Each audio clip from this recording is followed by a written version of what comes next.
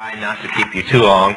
The only complaint that my pastor has against me is that I'm long-winded, and the only complaint that another pastor had last Sunday night was that I wasn't long-winded enough. He wanted to go to 11. I promise not to keep you that late.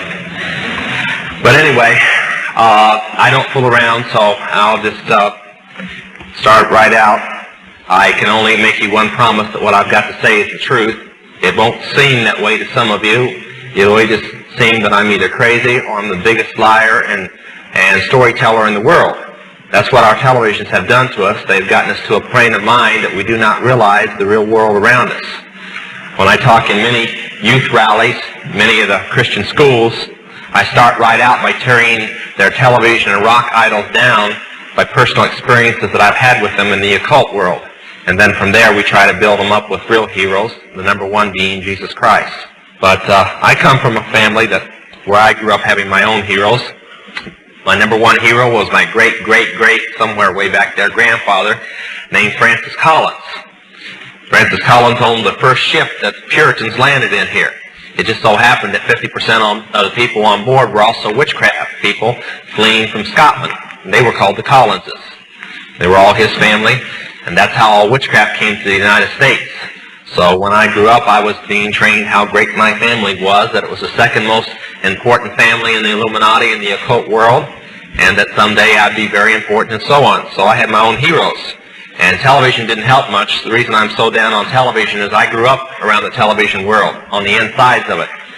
When I was just a teenager, Hollywood paid for my way out to California so that I could bring a couple diaries that belonged to my family that I had inherited by will as the last male heir of the Collins family. If you wondered why that fits with Todd's, the Collins family changed their name about 100 years ago to Todd to cover up some of the things that they had done. But I'm sure some of you will remember the show Dark Shadows. That was the show that paid for me to come to Hollywood to bring the diaries. Many of the scripts were taken from actual incidences in the diaries. And for instance, Barnabas Collins was based upon a man named Prince Williams Collins, a Revolutionary War hero. When I was growing up in the occult world, we were always taught that we had been somebody else before. It wasn't good enough that we were the person we were now. We always had to be a dozen people that we were before. We had to deal with this life and all the ones we were supposed to have had before and all the ones we were going to have in the future. And I was supposed to be in Prince Williams Collins. So I said that's who they based Barnabas on, so I wasn't exactly the nicest guy in the world. I grew up this way. When I was 13, I was taken into what is called the outer court to be trained as a priest in witchcraft.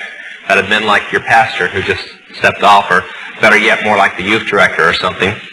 When I was 18, I was initiated a high priest. That would have made me the pastor. At the same time, I became draft exempt. I did not have to go into service, but a bunch of us smart aleck young, I have to correct the pastor, not warlocks, but wizards and witches, went into the army because we felt the army really needed witchcraft. It just couldn't get along without us. And since the army didn't think that they needed any chaplains that were witches, we just kind of went in on our own. So I went on in, along with a lot of others, and I never did anything, I guess, halfway. I got in Vietnam, found out I liked Vietnam so well, I was willing to re-enlist. In fact, I'd already signed the papers to stay for another tour in Vietnam when I became wounded in the last month of the first tour, and I was shipped back to the United States. My time was almost up, so I was discharged, and the same day I re-enlisted. I asked for Vietnam, and they said because of my wounds that hadn't totally healed yet, I couldn't go to Vietnam yet, so I got Germany. And I had re-enlisted for 6 years. And until the time of my re-enlistment, I always thought that witchcraft was just witchcraft. There was nothing more to witchcraft than just casting spells, and that we were smarter than the Christians and other religions because we really knew who the gods were, and we were born with special powers because our ancestors had passed them down to us, and all the little stories they like to tell us. Witchcraft was a little different at that time. When I first got into it as a young person, you had to be from a family that had generations after generations of witchcraft. In order to be a coven member at the time, you had to have 3 generations at least, while the minimum that I had that we could find was 7. So there wasn't any problem, and we knew it went past that where there weren't records kept anymore. But that was all witchcraft was. As I tell many people, when many of you were raised as Christians, and I guess that's why I can't understand why some of the Christian teenagers are the way they are today. If they were raised in this glorious gospel, why they're so rebellious. I would have given anything to have been raised this way. But when you were learning the 23rd Psalm, I was learning the witches' chant. When you were reading about Moses opening the Red Sea, I was reading J.R.R. Tolkien. When you guys were learning different memory verses and so on, and the 4 spiritual laws and the 10 commandments, I was happening to read C.S. Lewis. Of course, I've been greatly surprised that Christians read that too. But this is the way I grew up, and this is all I believed in, was just that there were mighty gods and we were spatial people. We were their priests and priestesses. Until I re-enlisted. I went to Germany, spent a month home, went to Germany, spent another month. 2 months out of a 6-year enlistment. One night while taking drugs and drinking, I shot and killed an officer in downtown Stuttgart. Now, if there's one thing that the Army does not like, it does not like its sergeants killing its officers. They have a quick cure for that. They threw me in solitary confinement. And as the court-martial proceeded on, and things began to look like I was going to spend the rest of my life in Leavenworth if I was lucky, all of a sudden a riot took place in the stockade, and although I was in solitary confinement, other people were placed in the cell with me. One of the men that was placed in the cell with me had been scheduled to get out that particular day and was held because of the riot. So I kind of talked him in by bribing him a little that if he made a long-distance phone call for me and told certain relatives of mine that I was in trouble, he'd receive some money for it and I'd be a lot happier. So he called collect to Los Angeles and talked to my foster mother, explained what the situation was. And I was sitting back waiting for her to get all these big witches together to cast spells on the judges and make all the officers that were trying me think I was a real nice guy and that it was self-defense and everything was going to be fine. They'd just let me off. Now that's all that I had ever been taught that witches could do. But 3 days later, my cell door opened there in solitary. I stepped out in the light for the first time in 32 days.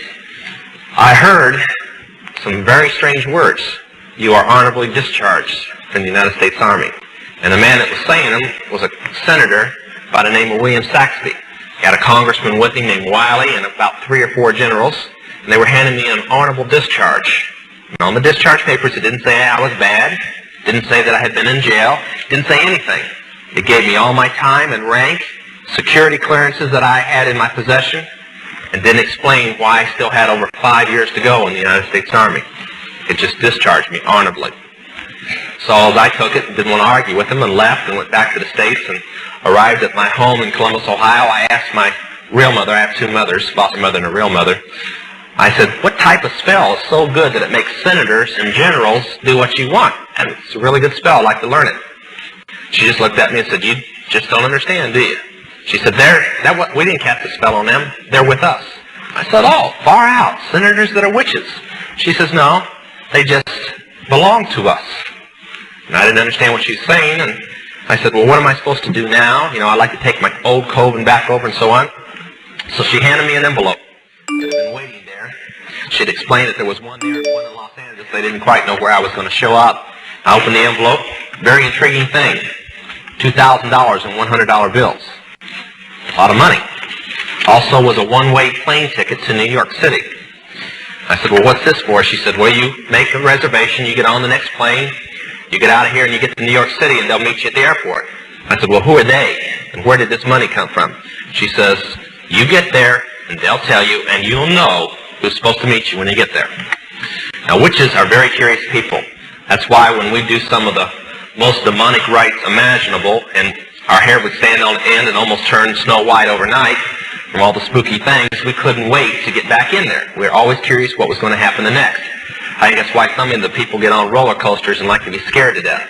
It's just the way with the witches. They really have spooky things going on, and they can't wait to get back, and this was extremely intriguing. So I got on the plane, and I flew to New York, and I got off the plane. Sure enough, no problem with recognizing who met me.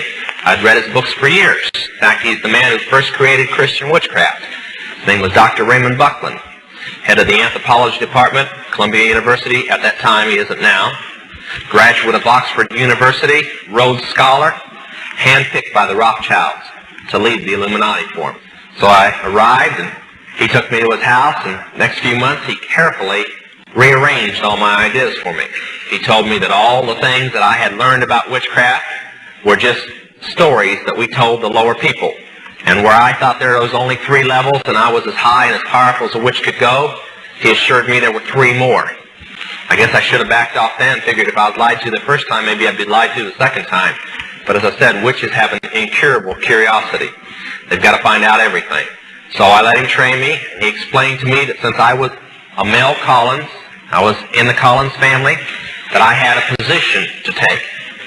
And that there was a board of directors called the Grand Druid Council, which contained 13 of the most powerful witches in the world. And that my place was on that council. And I said, oh, great. When do I take it? And he said, well, somebody just died. I kind of always wondered if he died or they shot him or something. You never can tell in the Illuminati.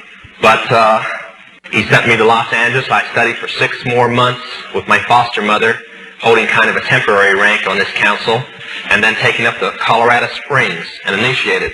And I do believe that when I testified here at the last time, I explained who the person was that handed me the ceremonial knife for that ceremony. Another senator named George McGovern. You might, before the night gets over, start to realize that Washington isn't bad as you thought it was. It's worse. But the ceremony, by the way, was human sacrifice. And the leader of that ceremony that night was George McGovern. That's why when we did the broken cross, we drew his picture into the broken cross as a person practicing human sacrifice. But after the ceremony, I went down to San Antonio and decided that would be the perfect place. And I moved into San Antonio to watch all the drug traffic in the area, and I was given a 13-state area. That totaled out to about 65,000 initiated witches and wizards, priests and priestesses. Now that's just the staff of the church. That's not the congregation. So if there's that many ministers in that area, you can imagine what the population is. In California, whereas most of the Grand Druids have many states like I did, I had 13, California has a Grand Druid all to itself because there's that many witches in California. In fact, it's the most populated area in the world for witchcraft. And the Bay Area just happens to have the most. But anyway, this is where I lived. I only left it 8 times a year to attend what we called council meetings. Now, to give you an idea, Monday was one of those council meetings. They hold them 8 times a year.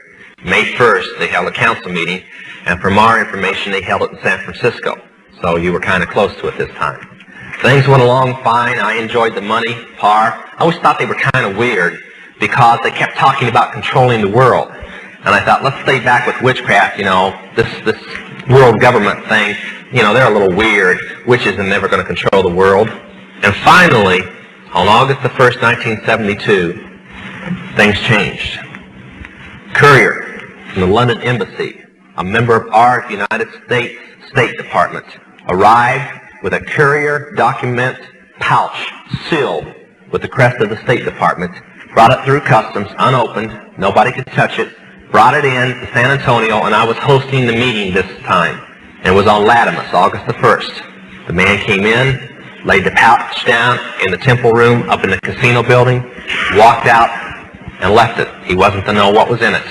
The door was locked, security guards were placed on the outside, and Dr. Buckland took up what's called the Atom-8, the witch's ceremonial knife.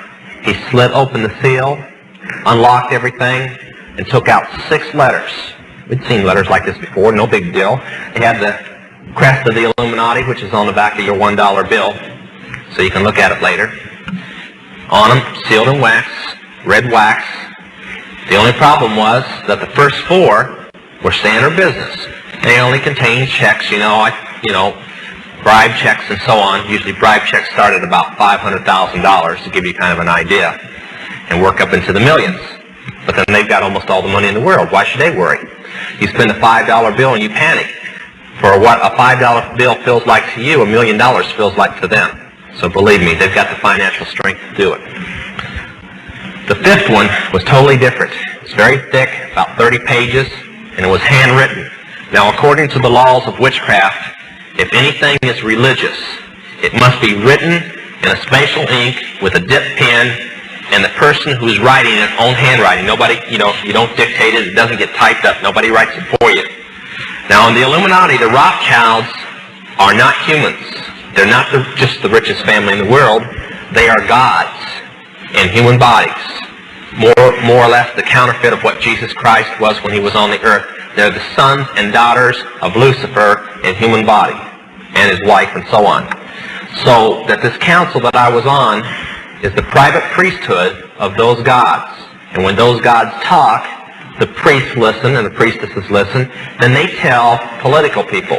That's why a handful of witches have so much power over so many political people, because they're simply just like a tape recorder for some very powerful people that everybody else considers to be holy and to be gods.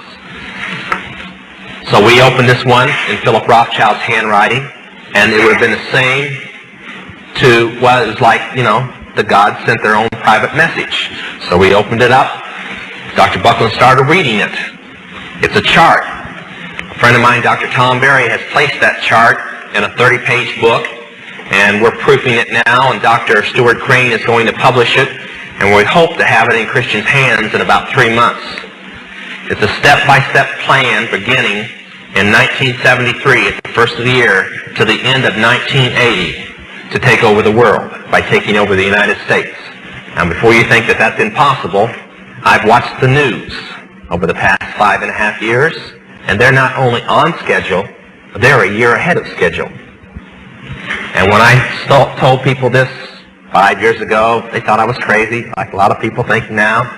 When I told them that we were supposedly not going to have any fuel, although we were going to have it, and that the gasoline prices were going to go sky high, I even told them a crazy story that the farmers were going to go on strike and the coal mines were going to close down. Now, I wonder where I could have gotten a crazy idea like that. And I was saying it 5 years ago. Only when I went on the East Coast this time, nobody was laughing because they were getting cut back on electricity and people were only working 20 hours a week because there wasn't any coal. So after reading this, I thought, these people are really crazy. Crazier and crazier. But I stopped laughing when I read the 6th letter. It was in Philip Rothschild's handwriting too. Now before I tell you what's in it, I want to say something. The Mormon doctrine and the witchcraft doctrine are almost identical in how the world began. According to the witches, Lucifer chose his son and his daughter, which were married, to come to the world and lead the rest of his little kids down here. Believe it or not, they're supposed to have landed in a flying saucer. And they landed here, and man was just more or less assuming their shape from apes, and they intermarried with man, and that's how, the original people were the witches that arrived, and their children became the witches, and the ones that they didn't marry with are the mortals. If you remember Bewitched, you remember the doctrine of witches and mortals. Now, that may seem a little crazy to you, but they firmly believe it. And that Adam, who had the ability to turn back into other lives again, like everybody else did not. Because when the evilness of man settled into the garden, and that's why the garden was bad, there's no original sin according to witches. And Lucifer had planned to come and live on this world along with his children, but he couldn't because of all the evilness of man. And when they say that, I almost feel like they want to write Christians sometimes, the way the doctrine goes. But Adam would come back to bring peace to the world and to unpollute it so his father could come back. Now that's their doctrine. And when the 6th letter said, we have found Adam to be in the world, and he is ready to make peace so that his father can return. I knew enough about revelations in the Christian Bible to say, hey, I'm in the wrong camp. And I asked a very stupid question at that moment. I said, isn't this in the Christian Bible? Now, witches teach that the Christian Bible is an absolute lie, created by the god of evil named Jesus. Okay? So when I asked that, I almost got lynched. Sometimes more or less like the Christians like to do when I'm 2 hours late. I got to get you to laugh somehow. So I said, well, I'm just kidding. Don't worry about it. I was just joking, trying to lighten things up. They calmed down. I left, did some more drugs. Now, I was doing about $150 a day worth of crystal speed at the time. I weighed about 149 pounds, and after looking at some of my rock friends like David Crosby that's doing $200 a day worth of drugs now, I firmly believe that if the Lord hadn't saved me, I probably wouldn't have made it another year. At that time, from August the 1st on, for the next 30 days, I thought of nothing but how to get out. But even though I realized that the Christian Bible was telling the truth, it just never dawned on me because of the spirits inside me that if it was telling the truth in that, then salvation and Calvary were real also. So I went on trying to think of a dozen places I could go hide in this world and marking every one off that they'd find me any place I'd go. And deciding that since, if I died, I'd just come back in another life, and that wouldn't be too good if they were running the world, so what was I going to do? Finally, God, Lord Jesus Christ, I want to say that because I come from a world that Lucifer has been God too. Finally, the Lord Jesus Christ started moving for this, the best way I know how to put it. I don't believe in accidents. I don't believe that my salvation or anybody else's salvation was an accident. I believe in God infinite. I believe that God sets in motion the things to bring you about. You still have the choice. But many of you who don't know Him tonight, the Lord brought you here whether you know it or not. Much of you were probably brought here by praying friends and relatives. A man found his daughter, a pastor by the name of Smith, found his daughter, an initiated witch, shortly thereafter, he told me later, he said, I couldn't believe it. Here I went to Baylor University, I was a minister in the Southern Baptist Church, and Baylor did everything but hit me over the head that there was no devil and no witches and no demons in this day and age, much like many fundamental Bible colleges I know today. He said, so I had to relearn all over again. Instead of taking man's idea, I took the Word of God. I found that Deuteronomy 18, 18, 19, and 20 gave a list of witchcraft in the occult world. And that Acts 16, 16, 17, 18, and 19 gave the power over witchcraft, what its power was, and how to handle its power and the power over it, which is the taking authority over the devil and the demons that are in witches. That's how they get their power. The stronger the witch, the more demons that they have allowed in. When they take a young person and they train them for witchcraft, they give them what lovingly, I guess, called homework. They give them assignments that they're to do. And the assignments tear down every moral fiber and training that the person has. And just literally, they become a human chalice. They fill up with demons. As they do these things, they break down all the barriers holding the devil back. And when they're done, they have a very programmed, very brainwashed, and very powerful supernatural witch or wizard. So he prayed and he fasted. I heard Jack Howells the other day. I guess I never realized until I heard him how little Christians pray and fast. He's been around a long time and says he's only met a handful of praying and fasting Christians, and I can believe it anymore. But this minister prayed and he fasted. He said, God, let me cross Lance Collins' path. And that was my occult name. He prayed and finally he felt this is the time, and he got up one morning, Saturday morning, a few days before Labor Day in 1972, and he went downtown and he started going through the occult stores. Now was never in the occult stores there much. And the one building that I lived in, there were 2 occult stores in that building, downtown San Antonio. One day, one of the managers that Saturday morning had an overdose of drugs, was critical and couldn't make it in, and I had to go unlock the place for the sales girl to come in. And I just unlocked, got all the cash fixed up and everything, was getting ready to leave, hadn't been there more than about 5 minutes, and his pastor came in. Now, I knew he was a Baptist the moment he walked through the door. He carried a big black Bible. You have to be in southern Texas to understand. They don't go any place without a big black Thompson or something like that. He carries Schofields up here, they carry Thompsons down there. As one pastor says, I like a rapid-fire Bible. But he came in, and I remember telling Linda, the girl that was with me, oh boy, here comes trouble. He walked up and he said, I'm looking for Lance Collins, and kind of braced myself, and I said, I'm Lance Collins, can I help you? And he said, well, I want to tell you about the love of Jesus. I said, I don't want to hear it. I don't want to hear it. You take your Christian garbage and you go somewhere else. I remember the words very distinct. So he started preaching anyway. They figured he was there. He just dug his heels in and opened up. Well, I gave him about 2 sentences, and the spirits in me took over, and they started cussing. He just kept on preaching. So I started reciting chants, demonic chants, out to block what he was doing. Usually it got Christians scared, and they ran off. He didn't budge. He stopped and he said, well, I see, Ephesians 6:12. I'm not warring against Lance Collins. I'm warring against the demons inside him. So, since they want to talk to me, I order them to be silent in the name of Jesus. And he just started in a very powerful prayer, pleading the blood of Jesus Christ, and finally ending with this.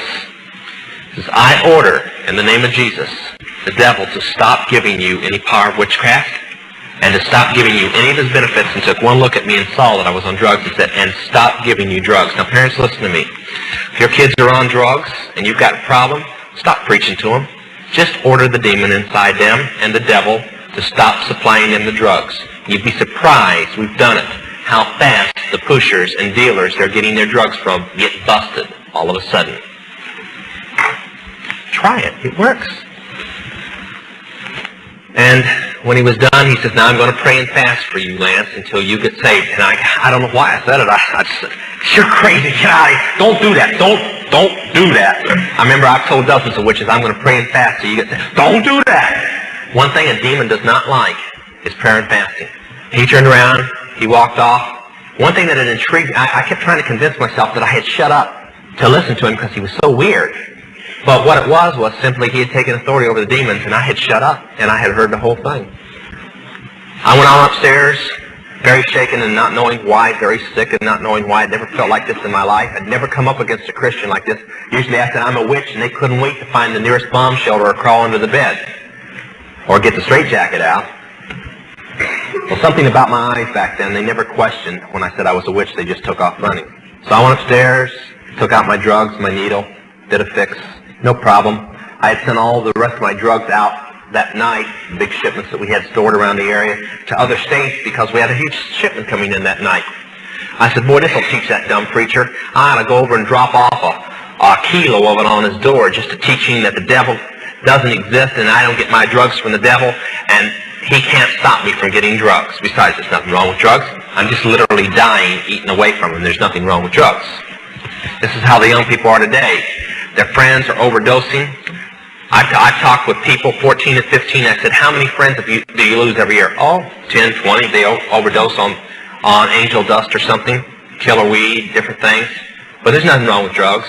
I had asked one girl why she was so bummed out. She says, well, this is the 5th girlfriend that's ended up in the mental hospital not knowing who she is from taking acid and having a bad trip. And I said, do you take it? She says, sure, but I don't have any bad trips. There's nothing wrong with acid. When I got saved, I didn't have a friend that either wasn't in jail or wasn't dead. It'll do you something to you to walk into your friend's apartment and see them laying on the floor, needles still in their veins, and dead from an overdose, or from strychnine being added to the drug because they wanted them out of the way. I went on upstairs, as I said, I did the drug. Not to worry, more drugs coming in.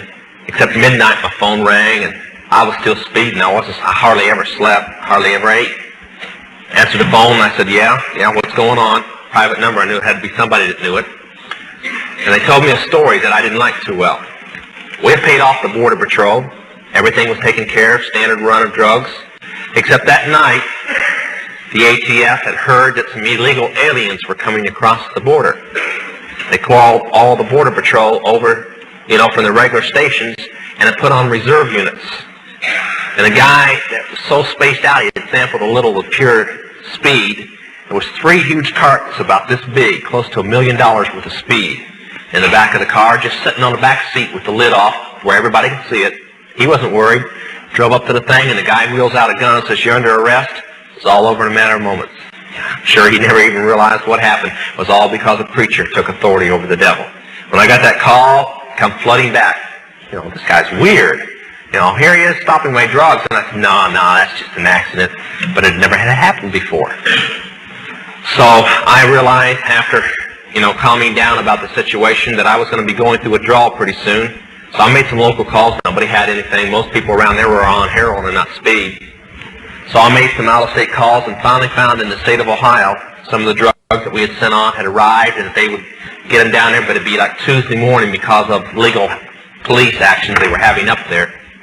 But that's too long for somebody on drugs as bad as I was. Sure enough, by Monday night, I almost didn't know who I was anymore. Bound and determined that I was going to get drugs no matter what had to be. I got a handgun, went in my car, started the drive out. I was going to go to every area around that I knew if I had to kill the person, I was going to get drugs. and wrecked the car trying to get out of the parking lot. Just got out of the car, left the gun and everything just sitting there. Started walking down the street kind of in a daze, trying to get myself together, and came upon a movie theater. Big bright lights attracted me. Just paid my money. Wasn't paying attention to the movie. Nothing. Went on in. Got about 3 rows back, right from the screen. Here was some idiot up there waving a Bible all over the place and flash bulbs going off, and it was a movie called The Cross and the Switchblade. As I got mad about this, what am I into now and stuff, I started getting intrigued with a character named Nicky Cruz. And I guess I probably got everybody in that theater mad at me because I kept yelling at Dave Wilkerson, "Stay away from him, preacher, dumb Christian, leave him alone, he's just fine the way he is." All the way through the movie, cussing this guy out and telling him to leave Nicky Cruz alone. Finally, something very weird happened. Now, we knew that Christians talked about being born again, but then born again was a phrase used by the Masons and a phrase used by the witches. Didn't mean anything. But we had been taught by the doctrine of astrology, which, by the way, it takes 3 things to practice witchcraft: astrology, herbs, and jewelry, or talismans. So witchcraft and astrology I learned from a very early child. One thing I'd been taught was I was born a set personality. The stars had decided what my personality was going to be like, and there was no way, no rite in witchcraft, no nothing that would ever change my personality. If I was bad, I was bad. Besides, I didn't consider myself too bad. I mean, I could have always been a Christian. That would have been terrible. So I sat there and I watched him, and he changed. He wasn't just as saying, "I'm born again." He changed. Now listen to me tonight. If you walked the aisle and you've given your heart to God, and there wasn't a complete turnaround, a complete change, and you went back to the way that you were 5 minutes before you walked that aisle, something is wrong. I'm not a Billy Graham that will have you say 3 words and say you're saved. It's in the fruit, and if there has not been a change in your life, something's wrong. And I got up and I walked out of that theater in utter confusion. Here was another thing that was in the Word of God that was happening. I walked on out. Man walked up. About a dozen of us, I guess, were walking out of the theater at the one time. He walked up and he passed 1 track out. He gave it to me. He turned around, didn't say much. He just said, "This is for you," turned around and walked off. The track was called Bewitched. So I sat there and I read. I said, this guy's pretty smart. He says that Bewitched was put on by the witches. Well, I knew that. My foster mother was one of the producers. I practically grew up on the sets. I sat there and I watched the rest of the track, Ouija board being run by demons. Well, we knew that. That's why witches didn't use Ouija boards. We let the Christians use it. So I read on, but the one thing I could not get over was this hell thing with the flames and the devil, because witches don't believe in the devil. Satanists do, not witches. So I said, this guy's so right, but he's probably just a dumb Christian. Threw it in the water, walked on. Started going to go back to my apartment, got in the casino building, heard the music coming from one of our nightclubs there called the Club Aquarius, decided to go on over. Nobody there that I knew except the staff, so I went on back and locked the door to the manager's office and I sat down. I said, I got to think this thing out. I'd like to talk to a Christian. I was talking to a man on the phone today, Jack Chick, and he was going over all the people that he had found in his investigations that were on the Illuminatus payroll that were ministers, supposed to be fundamental ministers. And I said, yeah, I know, Jack. As I sat in that manager's office that night, he knew my testimony. I said, my biggest problem was I spent 2 hours trying to think of a pastor in the town that we did not have on our payoff. Well, there were pastors. That's why I didn't know them, because they weren't on our payoff.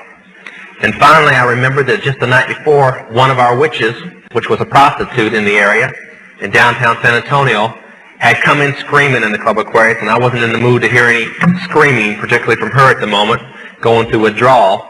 But she was complaining that she was going bankrupt. And what the problem was her area was over by the Greyhound bus station, and she'd be over there prostituting, and some idiots from a Christian coffee house would come over and preach to the guys, and she would proposition them. That can really put you out of business. I mean, no serviceman's going to walk off with a prostitute with somebody telling them about hell at the same moment. So she decided we had to do something about the place, and I told her to get lost, but I remembered it. And I said, well, that's only 8 blocks away. It's only 2 in the morning. Nobody'd be in bed at 2 in the morning. Which is the night people, you know. Took off walking on over there. And the place had a reputation of its own. Just 3 months earlier, it had been a burlesque place, show bar with strippers in it. Baptist preacher said, enough is enough. We don't need this down here. He goes in, jumps up on the bar stool, up on the bar, shoves two strippers in the middle of their act off the bar, and starts preaching.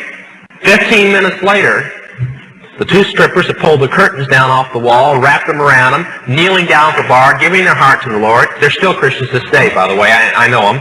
The man and woman that owns the place is praying, giving their heart to the Lord.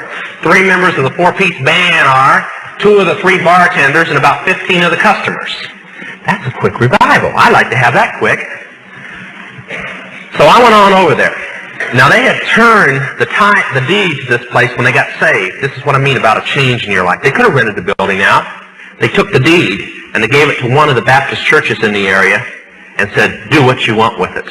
Just turned it into a Christian coffee house. What better way? So I went over, opened the door, and it was supposed to close at midnight according to sign, but the door was unlocked. So I went on in, and one guy was there, bent over the Coke fountain. You know, they changed the booze over for Coke. That's what some Christians haven't done. And he was sitting there working on the Coke fountain, and I went in, and we started talking. And he started witnessing to me. Now, I have nothing against the 4 spiritual laws or any set plan like the Roman trail or anything like this. They're fine. They've won thousands of souls. But that particular plan didn't mean anything to me. I wasn't even interested in it because, for mainly, I didn't believe totally the Word of God. And I wanted something that would deal with my immediate problems. And I wasn't hearing anything. Finally, he realized that he needed some help, so he called up his pastor. Now, as everybody knows, nobody calls their pastor at 3 in the morning, do they? No, just all the time. So he called him up, and the pastor says, well, we've been praying and fasting for this guy along with some other churches. We'll get right on him. I imagine he probably called up a bunch of people. And he come back and said, now, Lord, this is out of my hands. The man's name was Claude Elmer. He said, this is out of my hands. I don't know the first thing about witchcraft. I don't know the first thing about the devil's kingdom, but you do. And he quoted Luke chapter 10, where the Lord had saw the devil fall from heaven, and we had power over the devil. And he said, now you were there when it happened. You educate me right now. What scriptures do I give this man? And he said, I'd like to read you something. He opened his Bible to 2 Timothy 1:7.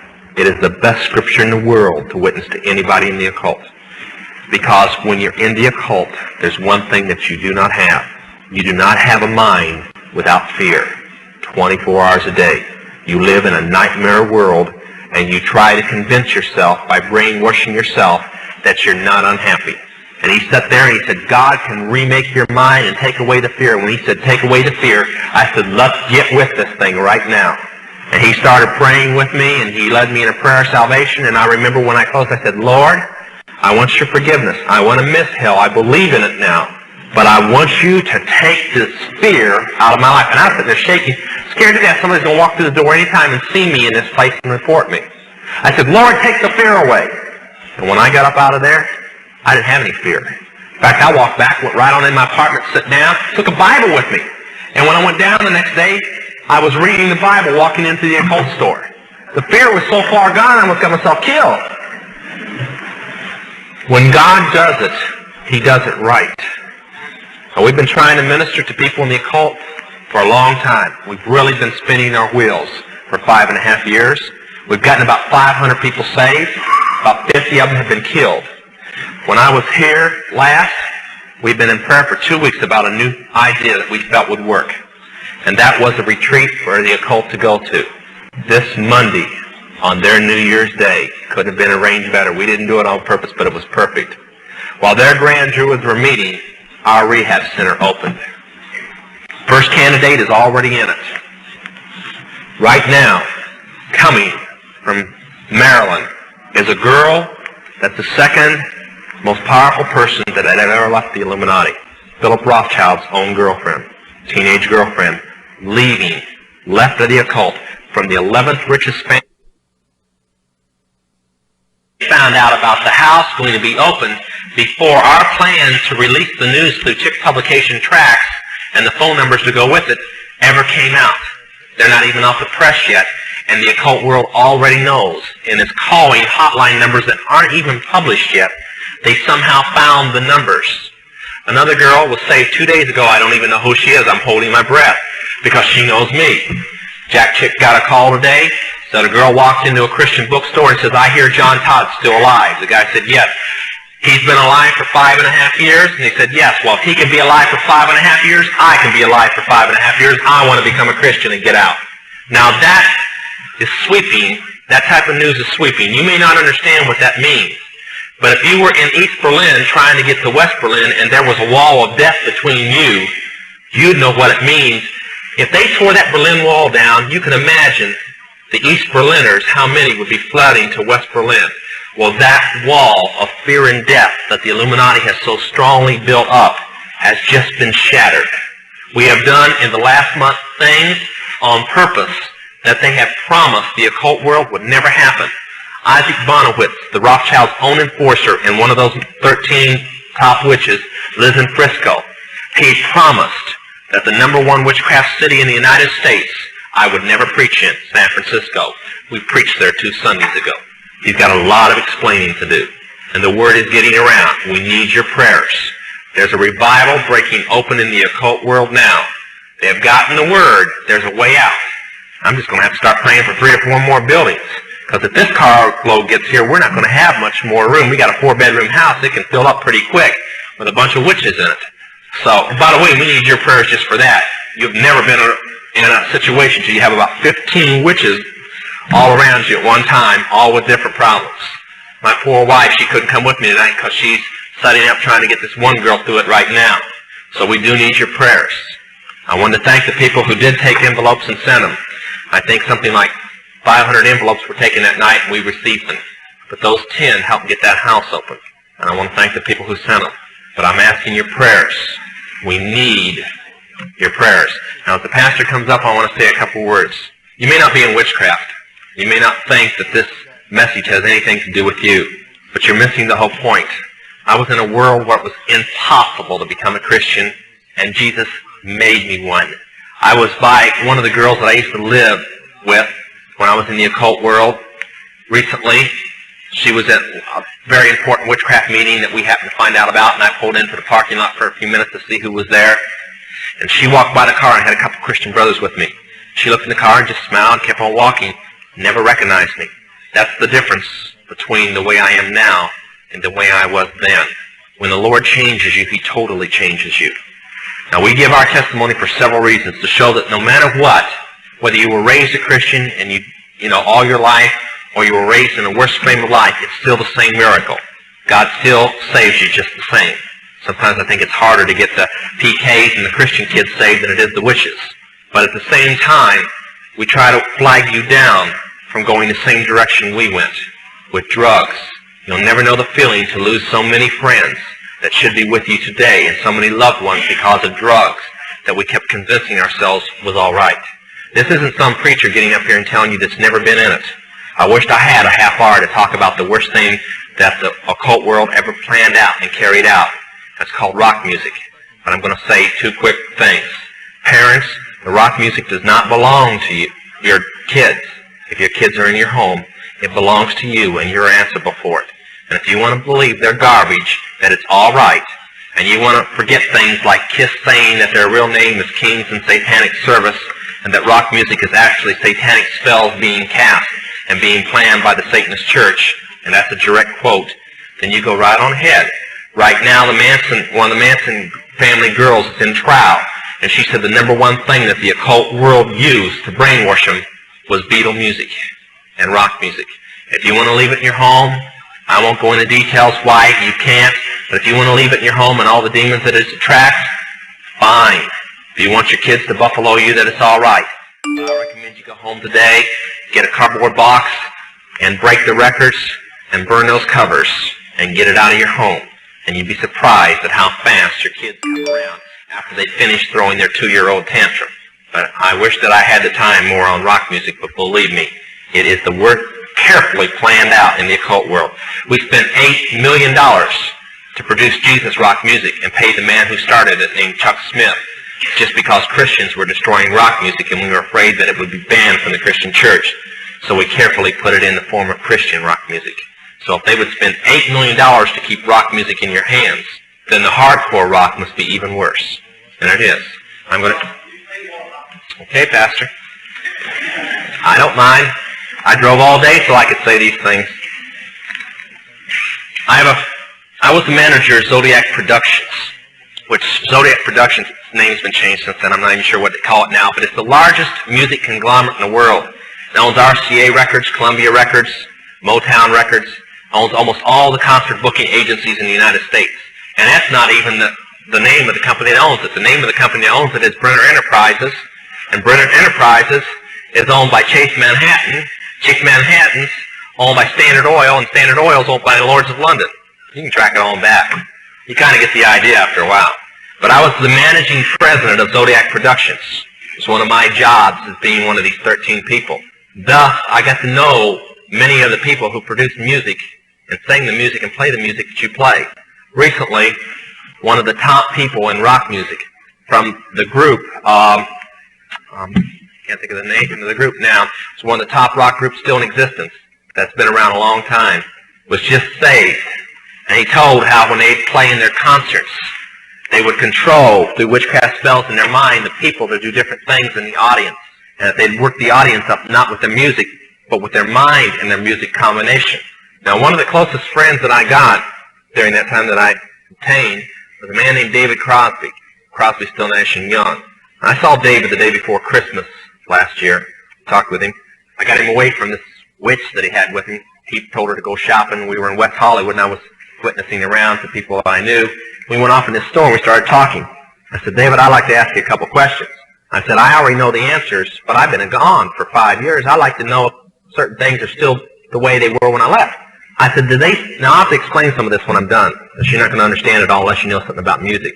I said, do they still take the master to the temple room? Dave said, yeah. I said, do they still have the coven conjure demons into the master? He said, of course. I said, now, I got to know something. What's the main reason for rock music? He said, come on, Lance, you know what the reason is. I said, please, David, I don't want to guess. Tell me what the main reason is. He said, the same as when you were in, so that we can play spells on people that we couldn't cast spells upon. I'll explain what that means in a minute. I said, okay, one last thing. I've been hearing that you must be an initiated witch now to get a record contract. He said, that's right. He said, many of us that weren't total witches have to be witches now in order to produce music. I said, thank you. The master is a tape about as big as the top of this podium that looks like an overgrown 8-track that the album is cut on, and it's placed in a machine that produces and presses the records and the 8-tracks and cassettes that you buy. After it's been recorded, it's taken in. This is why a master's cut months in advance before it's released. On the full moon, it's taken in to a temple room about the size of this auditorium that is in every one of the major music companies, behind locked doors up in the executive offices. And it's placed on an altar, setting in the north of the room, and a pentagram engraved in the floor. And 13 hand-chosen witches and wizards and a coven come in and conjure a principality or a power up, usually Regia or something like that, and order him to tell the demons under him to follow every record and every tape coming off of that master. As I tell many Christian parents, you can go home and count your kids' records, probably yours too, and count how many demons at least are there. If that's too hard for you to believe, I'm sorry. That's why they do it. Now listen to me. This is why rock music's addicting. Have you ever seen kids that got rid of their music? They go around like this. They can't wait to find a rock station somewhere, and they sneak off just like getting a cigarette or a fix, because it's addicting. That's why they can't give it up. The rest of the conversation was this. You can't cast a spell on a Christian, but you can get a Christian to cast a spell on themselves. If you give the permission for the spell to work, being a Christian won't block it. And rock music is not just a song. It is supernatural music that witches carefully designed by their spirit guides or familiar spirits in the form of spells. Now, although the devil's music's power is the music and God's music is the words, much of the songs are written in what we call witch language. To give you kind of an idea, many of you talk on a CB, unless you know what a smoky is, and a 10-4, and a front door and back door and rocking chair and these type of things, you don't know what you're talking about. Same with witches. When you're in the first and second level, you have to learn over 2,000 words that said by anybody else means something totally different than when you say them. Elton John has said he's never written a song or sung a song that wasn't in witch language. And I want to show you something. See how many kids in here will be honest, and adults. How many remember and have heard at least several times a song called Hotel California? Somebody tell me what it meant. Quickly, somebody tell me what it meant. Huh? That's pretty close. But from the words, what did it mean? Well, that's more of a guess. See, most people can't tell you. That's why when people do drugs and they listen to songs in which language, they get some of the meaning. But most of the time, they can't tell you. Stop and think how many songs are out there that you really liked, and you don't have any idea what the person was talking about. Beyond the Yellow Brick Road? How about The Destroyer by Kiss? Can anybody tell me what it's about? Kiss said in it, kids, kill your parents. They're talking about Helter Skelter. Beatles sung Helter Skelter in which language? Nobody knew what it meant. Manson did because he belonged to the process. Helter Skelter is a several thousand-year-old word. And they're believing that it's going to happen in a year from now, from this very date. Most of the music is either about Helter Skelter or a place called the Night Winds, which is what Hotel California is about, and different doctrines of witchcraft. You listen to them, your parents let you listen to them, and they have no idea. Kiss openly bragged how they were gaining control of people through their music because the people played their music. They told how they didn't form their own group. Their church, because they were ordained ministers of the Satanist church, placed them together. And that's how most of the music is done. David Crosby, when him and Crosby, Still, Nash and Young produced the record Two-Way Street, they ordered the principality of Medici to order demons of rebellion to go into the record, and everybody that heard it would be rebellious against law and order and government. And it was one of the reasons for the great upheaval in the 60s was that one album, and they take open credit for it. I can go on all night, but that's mainly it. Parents, get this stuff in and destroy it now. I guarantee your kids will straighten up. They may pout for a while, but they'll straighten up. Okay? Sorry it's so late.